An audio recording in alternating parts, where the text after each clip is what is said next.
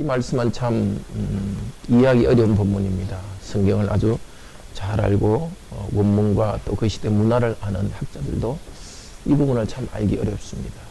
정말 알기 어려운 부분이지만은 하나님께서 우리에게 꼭 필요하기 때문에 이 말씀을 기록해 나왔습니다. 이 말씀을 통해서 하나님께서는 우리에게 말씀하십니다. 하나님께서는 예배를 통해서 우리를 영광스럽게 만드십니다. 우리를 하나님의 형상으로 변화시켜 가십니다. 오늘 본문은 고린도전서 11장에서 14장까지의 한 부분입니다. 전체 예배에 대해서 가르칩니다. 다른 성경과 달리 이 고린도서는 전서는 고린도교의 특수한 상황에 대해서 이렇게 가르칩니다. 그렇지만 그런 특수한 상황을 가르치지만 모든 교회들에게 필요하기 때문에 이것을 기록해 나왔습니다. 그래서 우리는 이 말씀을 통해서 그때 특수한 상황에 대해서 가르친 것을 통해서 도대체 거기에 있는 일반적인 가르침이 뭔지를 다시 그걸 갖다 깨닫고 그것을 우리 상황에 적용해야 됩니다. 1장부터 4장까지는 십자가의 복음, 그것으로 교회는 세워져 간다는 걸 가르쳤습니다. 5장에서 10장은 복음을 받은 성도는 삶을 통해서 순종함으로써 하나님의 영광을 나타낸다고 가르쳤습니다. 오늘 11장, 14장은 예배를 통해서 하나님께서 어떻게 거룩한 교회, 우리를 거룩한 사람으로 만들어가는지를 가르쳐 줍니다. 11장 오늘 보면 1절에서 16절은 예배에 관해서 이야기하는데 앞쪽 1절에서 16절까지는 예배의 복장, 여성은 머리에 쓰고 남성은 쓰지 않는 복장에 대해서 정했습니다. 17절부터 끝까지는 빵과 포도주를 통해서 그리스도의 생명을 받는 것을 가르칩니다. 근데 앞부분에서 머리에 덮는 수건이든지 천, 그리고 빵과 포도주는 둘 다 예배가 무엇인가를 가르치는 비유입니다. 특별히 환유라고 할 수 있습니다. 근데 앞쪽에 기도와 예언, 기도와 예언으로 예언을 할 때에 이 말 자체는 예배라는 뜻입니다. 기도는 하나님께 드리는 것이고 예언은 하나님이 우리에게 말씀하시는 겁니다. 그러니까 기도와 말씀과 성찬, 이것이 예배의 3요소 아닙니까? 또 그 은혜의 3요소 아닙니까? 은혜의 3요소 바로 말씀과 기도와 성례지 않습니까? 그러니까 이게 복잡하게 말하고 있지만 사실 전체로서 가르치는 것은 도대체 예배를 어떻게 드려야 하는가 하는 것입니다. 단순한 복장의 문제가 아니라 예배를 어떻게 드려야 하는 것입니다. 지금은 예배 중 교회 역사를 통해서 초대교회를 지나면서 여성들이 머리에 수건이나 천을 두는 관습은 더 이상 계속되지 않습니다. 그러나 그것을 통해서 하나님께서 나타내신 영적 사실은 지금도 계속되고 있습니다. 오늘 키워드는 영광이라는 단어입니다. 7절에는 남성은 하나님의 형상과 영광, 또 여성은 남성의 영광, 15절에는 여성의 긴 머리는 영광. 영광이라는 말이 3번이나 나옵니다. 예배는 하나님이 우리를 영광스럽게 하고 우리를 하나님의 형상으로 변화시켜 가는 것입니다. 이것이 오늘의 주제입니다. 근데 첫 번째는 남성은 머리에 아무것도 덮지 않는 것, 그걸 통해서 하나님께서는 이것을 가르칩니다. 예배 가운데 하나님께서는 남성과 여성을 하나님의 형상으로 변화시킵니다. 여성의 머리에 수건을 덮는 것, 그것은 성도는 서로를 영광스럽게 하는 하나님의 형상으로 성장한다는 것을 가르칩니다. 성령께서 우리에게 예배의 영광을 가르쳐 주기를 바랍니다. 하나님께서 우리를 영광스러운 하나님 형상으로 오늘도 이 말씀 가운데 변화시킵니다. 그리고 성도는 개인적으로만 예배드리는 게 아니라 공동체 가운데 같이 예배드리면서 또 서로를 영광스럽게 하는 가운데 공동체로 하나님의 형상으로 변화되어 갑니다.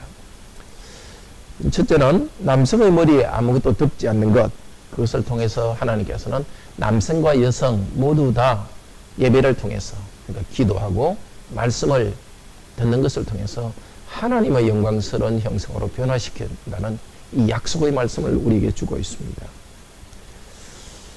근데 말씀이 쓰여질 당시에 우상신전에서 제사하는 그 이방인들이 있었습니다. 그때 남자들은 우상신전에서 남자들은 머리에 천을 두르거나 말하자면 일종의 모자를 썼습니다. 그리고 우상신전에서 일하는 여자 사제들은 장녀 역할도 했는데 머리를 풀고 있었습니다. 또 구약의 제사장들도 머리에 모자를 쓰고 제사를 집전했습니다. 고린도교회 당시의 유대인 랍비들도 머리에 천으롬을 썼습니다. 그런데 오늘 사도들이 정한 관습은 정반대입니다. 교회에서 예배할 때는 남자들은 머리에 천을 두르지 말라 합니다. 또 이방의 신전 여사제들은 머리를 풀어 제끼고 있었는데 오히려 여성에게는 쓰라고 합니다. 고린도 교회는 비교적 이 관습은 잘 지키고 있었기 때문에 너희들을 칭찬한다 이렇게 시작합니다. 그렇지만은 상당히 이걸 다시 설명하는 이유는 조금 반대하는 의견도 일어난 것 같습니다. 또 16절에서 우리에게나 하나님의 모든 교회에 이런 규례가 없느니라 이런 걸로 말한 것으로 봐서 완전 반대는 아니지만 어느 정도 여기에 대해서 의문을 제기하는 사람이 있었기 때문에 이 말씀을 다시 설명하는 것 같습니다. 왜 이런 관습을 만들었을까요? 2절 6절에 지난번에 들었던 말씀을 잠깐 복습해 봅시다. 남성이 머리에 쓰면은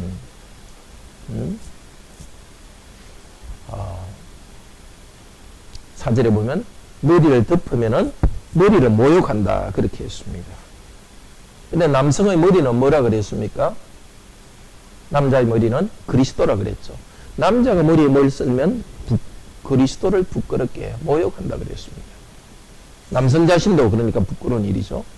근데 여성의 머리에 아무것도 쓰지 않으면은 어떻게 한다고? 5절에 자기의 머리를 모욕한다 그랬죠. 여성의 머리는 누구죠? 남자죠. 남자의 머리를 모욕하고 그러니까 자신도 부끄럽게 합니다. 그러니까 여성이 머리에 뭘 쓰지 않고 예배드리는 것은 무엇에 비유하죠? 짧은 머리로 예배하거나 아니면 머리를 완전히 이렇게 완전히 삭발하고 예배드리는 것처럼 부끄러운 일이다 그렇게 합니다. 여성들은 일상적으로 일할 때는 머리에 쓰지는 않죠.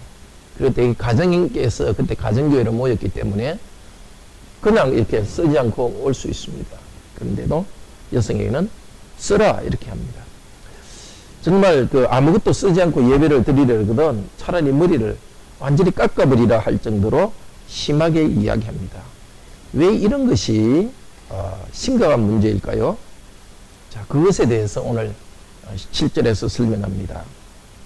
왜냐하면 7절에서 사역으로 된 부분 한번 읽읍시다. 왜냐하면 남자는 하나님의 형상과 영광이므로 머리를 덮을 필요가 없습니다. 그러나 여자는 남자의 영광입니다. 자, 남성이 머리에 아무것도 쓰지 않는 것은 무슨 표시라는 거죠? 그러니까 남성은 하나님의 형상이고 영광이라는 표시입니다. 맞아, 아무것도 쓰지 않았으니까 남성을 통해서 하나님의 영광이 비쳐나오고 하나님의 형상됨이 나타난다는 겁니다. 원래 하나님의 형상이라는 것은 하나님의 영광이 나타나기 때문에 형상입니다. 하나님의 영광스러운 형상이라는 것을 나타냅니다.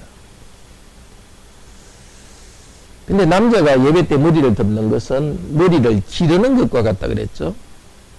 남자가 당시의 문화에서는 남자가 머리를 기르는 것은 일반적으로 부끄럽게 생각했습니다. 요즘도 남자가 머리를 좀 기르면 좀 동성연애자랄까? 그렇게 생각하죠. 그러니까 일반적으로 남자가 이렇게 머리를 기르면 부끄러운 이유는 남자는 하나님의 그것을 왜 그런가를 지금 이렇게 그냥 설명을 하는 겁니다. 부끄러운 이유는 하나님의 영광과 형상이기 때문에 머리가 긴 것은 부끄럽게 느낀다는 겁니다. 그것을 가지고 이제 예배에 대해서 설명하는 겁니다. 예배 때 남자는 머리에 아무것도 쓰지 마라. 이제 너희들이 일상에서도 머리가 길면은 부끄럽지 않느냐? 근데 예배 때 머리에 쓰지 않는 것은, 물론 짧은 머리로 남자들이 예배 드리죠. 그래서 예배 때 머리에 짧은 머리로 그 예배 드리는데 거기 머리에 써버린다는 것은 마치 긴 머리를 한 것과 똑같은 효과라는 겁니다. 자, 긴 머리라는 것은 참 부끄럽죠. 자신도 부끄럽고 그 다음에 나아가서 하나님을 부끄럽게 한다는 것입니다. 그 이유는 하나님께서 예배 가운데 이 남성의 이 버섯머리, 그 아무것도 쓰지 않는 머리를 통해서 이 예배 가운데 하나님의 영광을 나타내시고 하나님의 형상으로 변해 간다는 것을 가르치기 때문입니다. 그런 영적 사실이 있는 것입니다.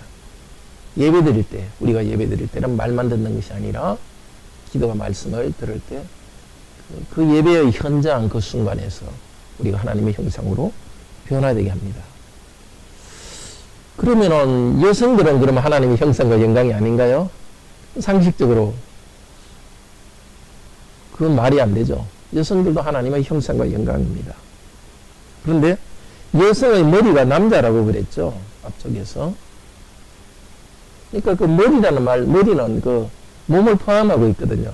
그리스도께서 우리의 머리를 할 때는 그리스도는 우리를 포함하고 있기 때문에 있습니다. 그래서 그리스도께서 성천에 계신 것을 에베소서 2장에서는 우리도 그리스도와 함께 하늘에 올라갔다 말하고 있거든요. 그러니까 여성은 하나님의 형상이라고 하는 걸 포함하지 않는 게 아니라 남성 안에서 여성도 하나님의 형상이라는 것입니다.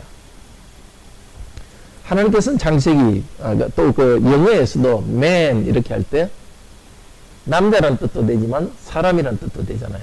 그래서 성경에서 남성이라 할 때는 여성까지 포함하는 의미로 또 쓰입니다. 남성과 여성은 다 하나님의 형상과 영광이고, 그렇지만은 창세기 1장에서는 그렇게 창조되었죠. 그렇지만은 그때 창세기 1장에 하나님의 형상과 영광으로 형상으로 창조하실 때 그것은 형상이란 뜻은 원래 보이지 않는 하나님을 보이는 모습으로 드러내는 것을 형상이라는 단어로 씁니다. 구약 성경에서. 근데 타락한 뒤에 사람들은 하나님을 무엇으로 나타냈죠? 돌이나 나무로 조각해 가지고 하나님의 모습을 나타냈습니다. 그렇지만 하나님의 의도는 사람을 하나님의 모습을 나타내는 존재로 만들었습니다. 사람 안에 하나님의 영광이 들어있게 하셨습니다. 하나님께서는 아니다. 나무가 아니라 돌이 아니다. 너희들이 바로 하나님이 어떠한 것을 나타내는 존재다. 살아있는 사람을 하나님의 형상으로 만들었습니다. 아담이 범죄한 다음에 이 하나님 형상은 잃어버렸지만 이제 예수 그리스도 안에서 우리들이 함께 예배할 때, 말씀을 듣고 기도할 때 하나님께서는 우리를 하나님의 영광스러운 형상으로 만들어 갑니다. 다시 회복해 갑니다. 하나님께서 이 말씀을 통해서 이 예배로 모여서 예언하고 기도할 때 하나님의 영광스러운 형상이 회복된다는 것을 가르치고 있습니다. 여기 예언이란 말은 흔히 생각할 때는 미래를 점치는 것과 같은 것으로 생각하는데, 성경에서 예언의 원래 뜻은 하나님의 뜻을 사람에게 전달하는 것입니다. 그러니까 말씀의 선포를 예언한다고 하는 겁니다. 그래서 예배의 요소는 하나님께 말씀을 선포하고 우리는 거기에 반응하는 것입니다. 우리는 예배 드릴 때 하나님의 영광과 형상이 되어갑니다. 우리를 하나님께서는 하나님의 영광스러운 형상으로 회복하기 위해서 우리에게 말씀도 주시고 또 기도와 찬양하게 하십니다. 고린도전서 10장 31절에서는 너희는 무슨 일을 하든지 하나님께 영광을 돌리라 했습니다. 우리 모든 삶에서 우리는 하나님께 영광을 돌려야 됩니다. 삶에서 복종함으로써 우리 삶 가운데 하나님의 영광이 나타나야 됩니다. 그런데 하나님께서는 우리가 보통 살아가는 삶에서 하나님의 영광을 돌리도록 하기 위해서 우리에게 먼저 해주시는 일이 있습니다. 바로 예배 가운데 우리에게 하나님의 영광과 형상을 나타내 주십니다. 우리가 무슨 힘이 있어서 하나님께 영광을 돌릴 수가 없습니다. 우리는 먼저 받아야 됩니다. 예배 가운데 하나님께서 우리를 당신의 영광을 나타내시고 당신의 영광을 경험하게 해주셔서 그것을 가지고 우리는 일상 가운데 하나님의 영광을 돌리게 합니다. 자, 로마서 8장 23절 같이 보겠습니다. 거기서 우리가 어떻게 하나님의 형상이 되어가는지를 가르쳐주고 있습니다. 로마서 8장 28절에서 30절 신약성경 250페이지입니다.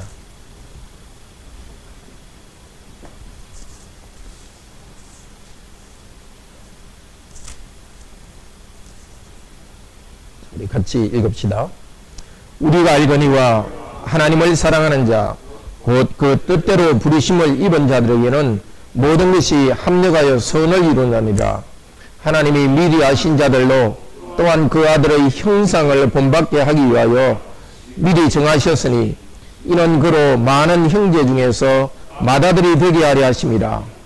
또한 미리 정하신 그들을 또한 부르시고 부르신 그들을 의롭다 하시고 의롭다 하신 그들을 또한 영화롭게 하셨느니라.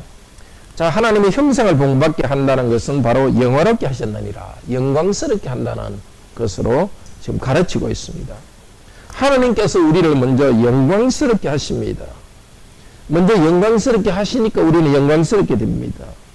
바로 예수 그리스도의 형상을 본받게 함으로써 우리를 영광스럽게 합니다. 하나님이 우리를 영광스럽게 하기 위해서 어떻게 하셨습니까? 미리 예정하셨습니다. 영원전에 저와 여러분을 미리 예정하셨습니다. 우리가 어떻게 예정받은 것을 압니까? 하나님께서 우리를 불러주신 사실을 통해서 압니다. 복음으로 우리를 불러주셨습니다. 복음으로 우리를 불러주셨는데 어떻게 영광스럽게 만들어갑니까? 예수 그리스도의 복음을 통해서 만들어가십니다. 이 복음의 내용이 되신 그리스도께서는 저와 여러분, 죄인된 저와 여러분을 위해서 십자가에서 죽으셨습니다. 저와 여러분이 져야 될 죄에 대한 책임을 예수 그리스도께서 죄에 대한 책임을 지셨습니다. 죄에 대한 책임을 지시고 하나님의 심판을 받았습니다. 이제 그리스도께는 다시 부활하셔서 하나님께서는 그리스도를 의롭다고 인정하셨습니다.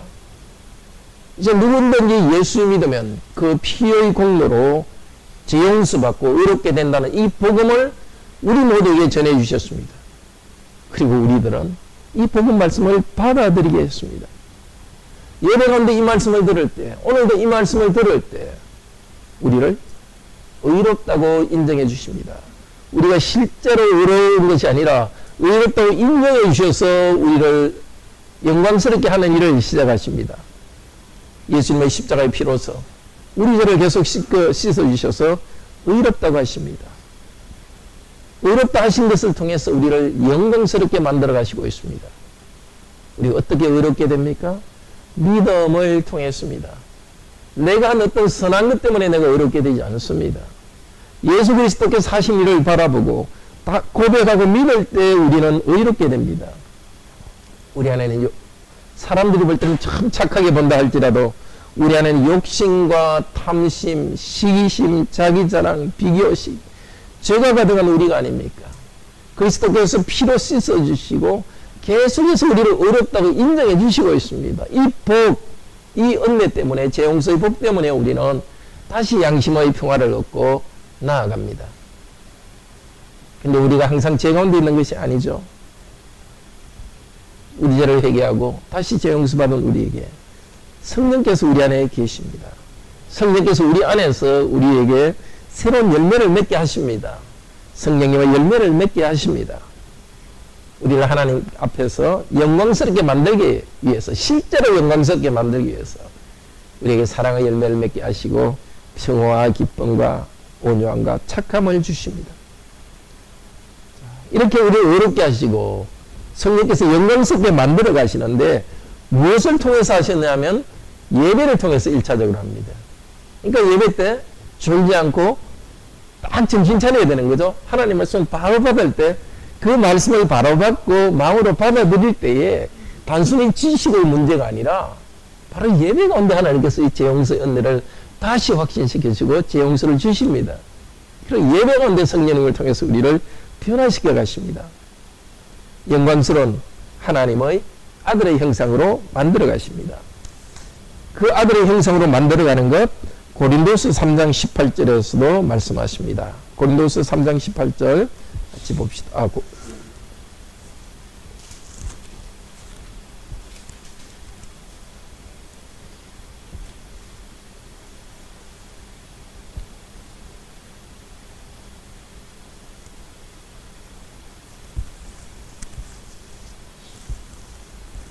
자, 3장 18절 같이 읽읍시다. 우리가 다 수건을 벗은 얼굴로 거울을 보는 것 같이 주의 영광을 보며 저와 같은 형상으로 화하여 영광으로 영광에 이르니 곧 주의 영으로 말미암음이니라. 여기 수건을 벗은 얼굴로, 이게 바로 예배 때 남자들은 수건을 벗는다, 그와 같은 것입니다. 자, 남자가 수건을 벗은 걸 통해서 하나님께서 무엇을 나타내는가? 예배 가운데 하나님께서 하신 일을 나타내 주는 것입니다. 무엇입니까?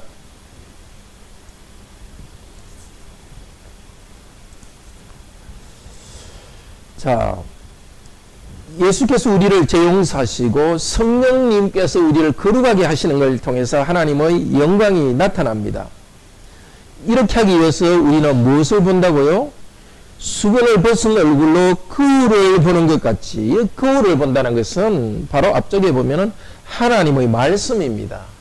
구약의 율법을 통해서는 하나님의 은혜를 잘 보지 못했는데 예수 그리스도의 복음을 통해서 이제 복음 말씀, 특별히 신약 말씀을 쳐다보는 것을 거울을 본다는 것입니다. 이제 율법의 눈, 죄인들에게 심판을 받는다는 그 율법이 아니라 믿는 자를 의롭게 하신다는 이 복음 말씀을 우리가 듣고 있을 때 마치 거울을 보는 것과 같다는 겁니다. 복음 말씀을 듣고 있을 때 거울에 예수 그리스도의 모습이 나타나듯이 우리 안에 그리스도께서 오신다는 것입니다. 말씀을 들을 때 그리스도의 영광스러운 모습으로, 말씀을 들을 때 주님의 영광스러운 모습을 보고 저와 같은 형상으로 변해갑니다. 사람은 하나님의 영광이요 형상이라는 것은 예수 그리스도를 통해서입니다. 우리들을 용서하신 그리스도의 복음을 듣고 그리스도를 믿을 때, 또 성령님을 의지할 때에 우리는 예수 그리스도 영광스러운 모습으로 변해갑니다. 18절 끝에는 영광으로 영광에, 이건 영광으로부터 영광으로 이 뜻입니다. 우리를 영광스럽게 만들었지만은 계속 신실하게 예배에 참여하면서 말씀을 듣고 찬양할 때에 더 영광스럽게 만들어갑니다. 그것이 무엇을 통해서? 주의 영, 성령님을 통해서 이 일이 일어납니다. 그래서 이 두 개를 영광, 형상, 이걸 비춰볼 때 남자, 수건을 가리지 않는 남성의 머리는 바로 하나님께서 예배 때 하시는 일을 보여주는 것이죠. 성령님께서 예수 그리스도 안에서 거룩한 형성으로 바꿔가는 것입니다. 그러니까 오늘 이 복잡한 고린도 전서를 통해서 이 말씀을 우리가 꼭 붙잡읍시다. 남자와 남편이 아내와 여성을 대표하면서 남성과 여성이 예배하는 남성과 여성 안에서 성령께서 일하십니다. 예배 때마다 우리는 다시 예수 그리스도의 복음을 들으면서 이제 벗은 얼굴로 그 영광스러운 복음 말씀을 들으면서 말씀을 믿음으로 받아들이는 순간마다 계속해서 하나님께서 우리를 하나님 예수 그리스도의 형상으로 변화시켜 가는 것입니다. 제 용서의 기쁨 안으로 인도해 주시고, 그리고 성령님을 의지할 때 우리에게 새로운 결심을 하게 만들면서 성령님의 은혜로 변화시켜 가십니다. 정말 예배 때에 우리가 심각하게 하나님께서 하는 일을 받아들여야 되겠습니다. 정말 어떤 때는 예배 때 또 이렇게 말씀을 듣는 오늘 때도 정말 무슨 고민이 있으면 집중 안 될 때 있습니다. 몸이 피곤하면 정말 귀찮을 때도 있습니다. 근데 중요한 것은 내가 느끼고 경험하는 것이 아닙니다. 하나님께서 무엇을 하시는가 하는 게 중요합니다. 그것을 눈에 보이게 나타나기 위해서 남자들에게는 수건을 벗은 얼굴로 예배를 드리도록, 그걸 통해서 바로 지금 이 순간 하나님께서 하시는 일을 바라보게 하셨습니다. 그래서 우리는 지금 그런 수건을 벗고 또 수건을 듣고 이런 그 의식은 없지만은 우리 모두가 예배 때 올 때마다 우리가 경험하는 그 이상으로 그리스도의 복음을 우리가 받아들이는 순간마다 새롭게 재용사시고 우리를 영광스러운 모습으로 변화시켜 간다는 것, 이것을 참 감사하도록 합시다. 그래서 신실하게 계속해서 우리는 예배에 참여하고 말씀 받기를 좋아하도록 합시다. 특히 오늘 수요일까지 나와서 말씀 듣는 우리 성도님들에게 정말 주님께서 이 영광스러운 그리스도의 형상으로 변화시켜 주기를 바랍니다. 두 번째로 여성의 머리에 수건을 덮는 것을 통해서 무엇을 나타낼까요? 서로를 우리는 영광스럽게 하면서 그러면서 하나님의 형상으로 성장합니다. 하나님의 형상은 개인이 아니라 공동체 안에서 관계 속에서 우리의 공동체로서 하나님의 형상으로 변화되어 갑니다. 7절에서 여성은 남성의 영광이다 이렇게 합니다. 말하자면은 남성이 여성을 영광스럽게 해준다는 것입니다. 하나님의 영광이 사람에게 나타나듯이 남성의 영광이 여성에게 나타난다 합니다. 근데 성경의 단어에는 남성은 남편을 이야기합니다. 여성은 아내를 이야기합니다. 그러니까 1차적으로는 남편 아내의 관계 속에서 예배드리는 걸 나타내고, 그걸 통해서 더 이제 넘어서 이제 그 모든 관계 속에서 우리가 예배드린다는 것을 나타냅니다. 자, 남자나 여자나 다 하나님의 형상으로서 예배 가운데 하나님께서 찾아오셔서 영광스럽게 합니다. 그렇지만 이 예배는 남자 여자의 차이를 없애지 않습니다. 남자는 남자답게, 여자는 여자답게, 또 남자는 남자로서, 여자는 여자로서 함께 하나의 공동체로서 서로를 영광스럽게 합니다. 자, 여성은 남성의 영광이기 때문에, 말하자면 여성 안에 남성의 영광을 나타내기 때문에 여성의 머리 위에는 이 수건을 덮습니다. 그런데 8절에서 이 말을 합니다. 8절 한번 같이 사역으로 된 부분 읽읍시다. 왜냐하면 남자가 여자로부터 나온 것이 아니라 여자가 남자로부터 나왔기 때문입니다. 예, 창세기 2장 22절에 하나님께서 아담의 갈비뼈로부터 여성을 하와를 창조한 것을 이야기합니다. 자, 여성이 남성으로부터 나왔기 때문에 여성은 남성의 영광이라 합니다. 그렇지만은 여성이 남성의 형상이라고 말하진 않죠. 하나님에 대해서는 하나님은 남자의 영광과 형상이다 이렇게 했습니다. 그렇지만은 여성에 대해서는 남성의 영광이라고 했지 형상이라고는 말하지 않습니다. 남성과 여성은 다 같이 하나님의 형상인데 동등하지만은 또 차이가, 또 하나님으로부터 영광을 받는다는 면에서는 똑같지만은 남성의 영광이 여성에게 들어간다는 것입니다. 그것은 창조 때를 이야기하는 거죠. 하나님께서 남성의 갈비뼈부터 여성을 창조하시기 때문에 남자 자신이 무슨 힘이 있어서가 아니라 하나님께서 그렇게 창조하시기 때문에 여성에게 하나님의 영광이 있는 것이고, 또 남자로부터 여성을 창조했기 때문에 남자로부터 여자에게 하나님의 영광이 있다는 것입니다. 이것도 모든 남자가 모든 여자에게 영광을 준다기보다도 남편과 아내의 관계에서 하나님께서 남편을 통해서 아내에게 영광을 공급한다는 것입니다. 근데 그 머리 혹은 영광을 나타낸다 하는 것은 공급한다는 뜻이 있습니다. 그 여성이 남성으로부터 나왔다 할 때는 남성으로부터 하나의 그 재료가 나오지 않습니까? 으로부터. 에베소서 4장 16절에서도 그리스도는 교회의 머리라 할 때 교회는 그리스도로부터 영향을 공급받는다고 합니다. 그러니까 예배에서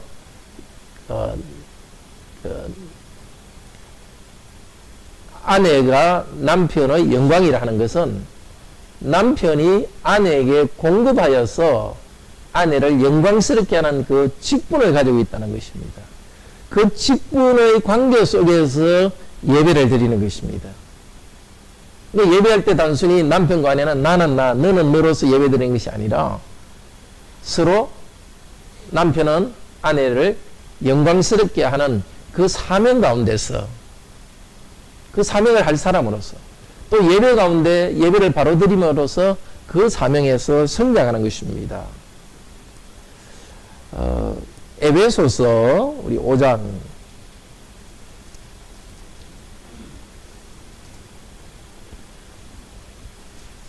26절 27절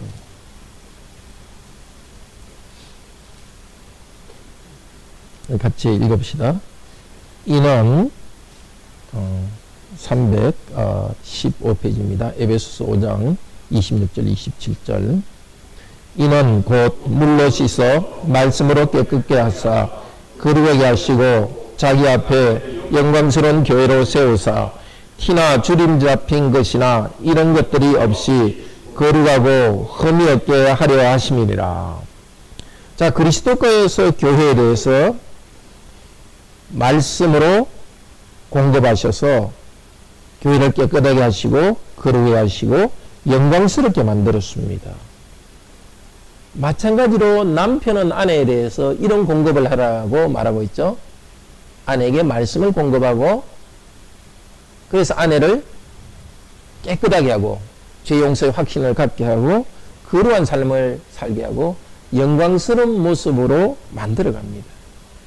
예배에 참석할 때마다 남편은 아내를 영광스럽게 하는 존재로서 그러니까 아내가 머리에 뭘 쓴 걸 통해서 이제 그걸 나타내는 거죠. 남편은 아내와의 관계 속에서 아내는 나의 영광이다. 내가 무슨 영광을 가진 것이 아니라 하나님 말씀에 의지하여서 아내를 사랑하면서 아내를 영광스러운 그리스도의 형상으로 만들어가는 것이죠. 그 책임을 다시 예배 때 자각하는 거고 또 예배 때 같이 예배 드리면서 그런 관계 속에서 하나된 관계 속에서 그리스도의 형상으로 성장합니다.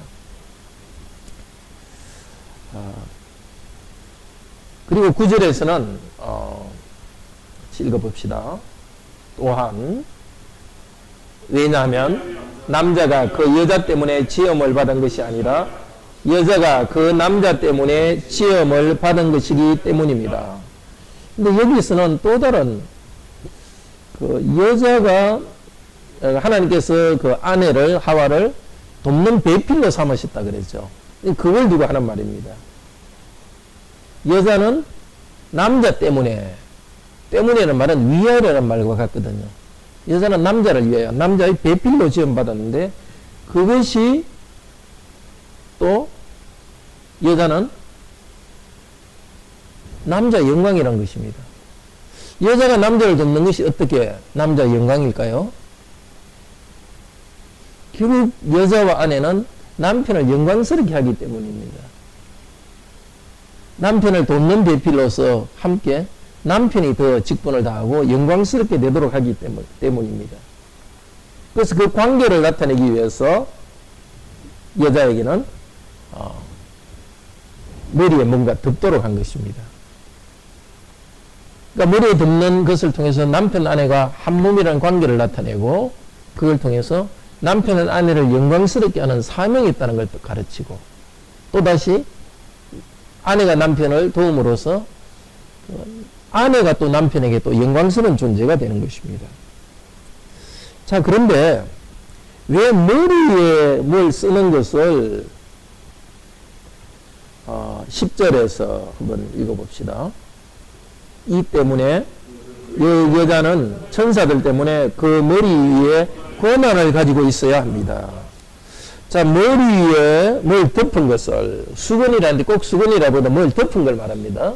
머리에 덮은 것을 권한이라고 말합니다. 근데 이 권한을 언뜻 읽으면은 남편의 권한을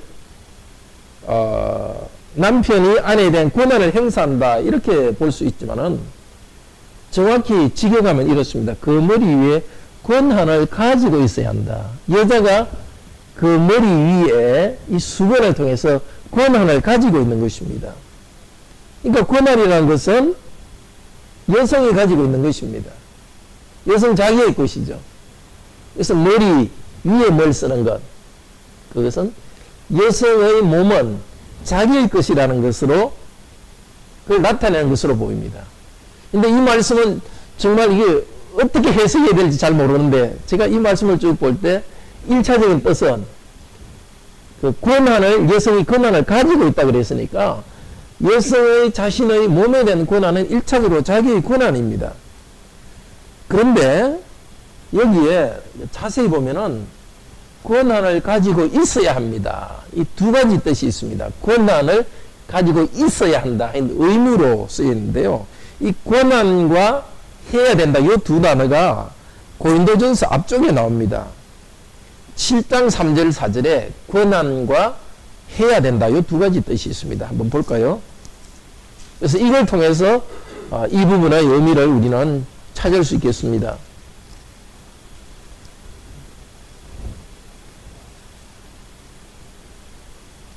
(7장 3절 4절) 같이 읽읍시다.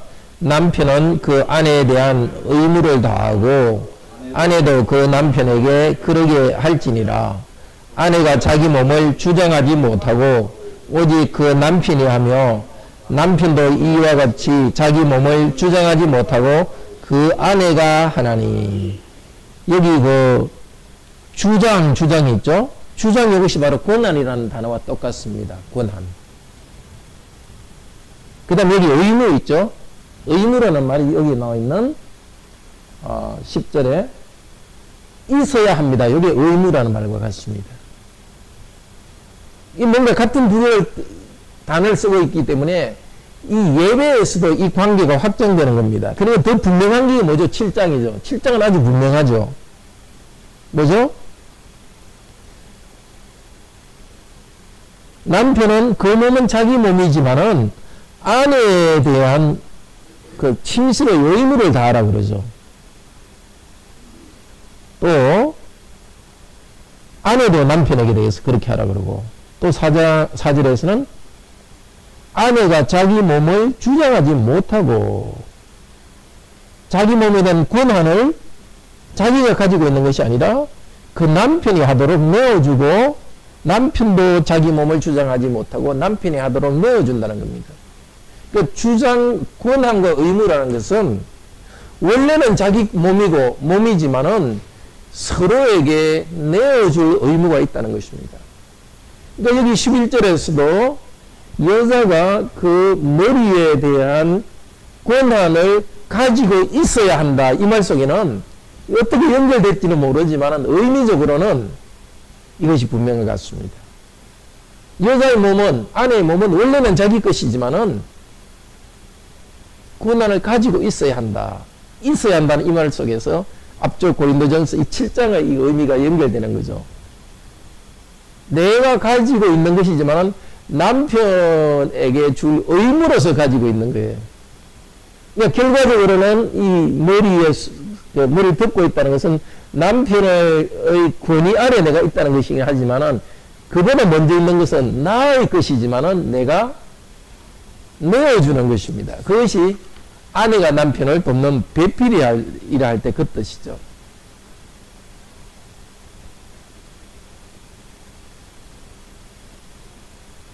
그러니까 이 머리에 쓰고 있는 것을 볼 때 남편들은 내 아내는 참 자기의 소중한 몸을 머리에 쓰고 같이 예배를 드리면서 그런 아내를 볼 때마다 참 아내 자신의 귀한 몸을 나에게 주어서 정말 한 몸이 되게 하고 같이 하나님의 영광을 위한 사명을 다하게 하구나. 그것을 깨닫는 것이죠. 아내로서도 그런 모습으로 예배드리면서 어떤 내 몸이니까 내 마음대로 한다 이렇게 하는 것이 아니라 하나님의 형상으로서 동등하지만 그러나 이 관계 속에서 나 자신을 내어주면서 이 일을 한다는 것, 그것을 생각하는 겁니다. 그러니까 남편은 아내가 이렇게 머리에 쓴 걸 보면서 나는 아내를 마음껏 지배할 수 있어 이렇게 생각하는 것이 아니라 한 몸을 생각하는 것이죠. 그게 이제 11절에서 좀 더 말하는 것 같습니다. 11절 12절 같이 읽읍시다.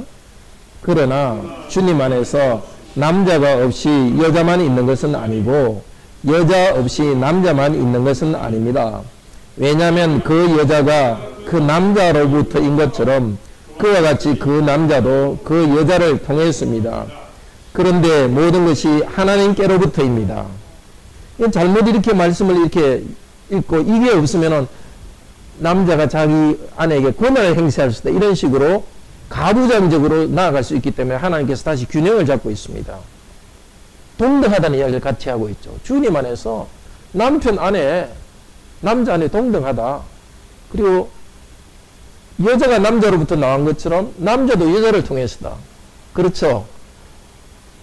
남편과 아내 관계에서는 남편이 아내에게 공급하고 계속해서 아내는 남편으로부터 나왔다고 말할 수 있습니다. 머리는 공급하는 것이기 때문에. 그렇죠. 모든 남자와 남편은 여성으로부터 태어났습니다. 어머니로부터 태어났습니다. 그래서 이것을 통해서 다시 이 말씀은 균형을 잡고 있습니다. 고린도전서 7장 3절 3절에서 4절에서도 침실에서 아내는 남편에 대해서 의무를 다하라 하면서 곧 이어서 남편도 아내에 대한 의무를 다하라고 계속 말했듯이 이 말을 통해 이 고난, 아내가 머리 위에 고난을 가지고 있어야 한다는 걸 통해서 아내도 남편에게 자신을 헌신해야 되지만 하나의 관계 속에서 남편도 아내에게 여성을 통해서 있기 때문에 아내에게 자기를 주어야 된다는 것입니다. 전체적으로 오늘 이 말씀은 그리고 또 여기 마지막에 12절에 모든 것이 하나님께로부터입니다. 여자가 남자로부터 나왔다 하면서도 더 근본적으로는 하나님께로부터 나왔다는 겁니다. 남편이 아내에게 뭔가 공급하는 것도 자기 것이 아니라 하나님께로부터 나왔기 때문에 마치 남편이 자기가 아내의 형상인 것처럼, 아내가 자기의 형상인 것처럼 그런 식으로 폭군적으로 해서는 안 되는 거죠. 우리는 다 하나님께로부터 나온 동등한 존재라는 그 전제 위에서 기능적으로 내가 공급하는 역할을 해야 된다는 겁니다. 아주 참 어렵고 복잡한 말씀이지만 전체의 큰 말씀의 그 의미나 목적은 이 내용이 분명하다고 봅니다. 오늘 우리 이 말씀을 통해서 고대 시대의 그런 초대교회의 머리의 예배 복장은 사라졌지만 이것을 꼭 붙잡읍시다. 우리가 정말 하나님의 말씀을 바로 듣고 예배하고 찬송할 때 하나님께서는 우리를 하나님의 영광스러운 형상으로 바꾸어 가십니다. 그 영광을 받기 때문에 우리는 일상 가운데서 먹든지 마시든지 무엇을 하든지 하나님의 영광을 위해 할 수 있습니다. 그래 우리가 하나님의 영광을 위해서 살지만은 예배 가운데 또 영광스럽게 변화되지만은 개인으로 살지 않고 우리는 부부와 가족이 한 몸이 되어서 서로에게 서로를 내어주는 존재로서 하나님께 영광을 돌립니다. 그리고 이것을 통해서 하나님께서는 모든 성도의 관계에도 이것을 사실 적용하시는 겁니다. 부부 관계를 통해서 성도의 관계 전체를 나타냅니다. 우리는 이 교회 안에서 자기는 아주 뛰어나다고 주장하면서 살지 않고 하나님께서 나를 뭘 많이 주셨으면 더 다른 성도를 섬기면서 교회는 하나 되어가는 공동체입니다. 예배 가운데 있으면서도 내가 얼마나 다른 사람보다 많이 가졌는가 그걸 생각하는 것이 아니라 정말 하나님께서 많이 주셨으면 남편이 아내에게 공급하듯이 나누어 줘야 된다는 것을 깨달으면서 합니다.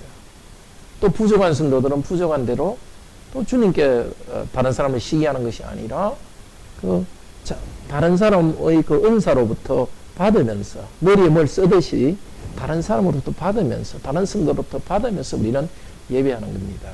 이 하나의 공동체적 하나님의 형상을 알기 때문에 우리는 예배 가운데서도 바로 하나됨으로 예배드리고 또 예배 가운데 그런 의식을 가지고 예배드리니까 우리 안에 있던 이기심이나 비교식이나 우월감이나 열등감 이런 게 자꾸 녹아가면서 한 공동체로 변화되어가는 것입니다.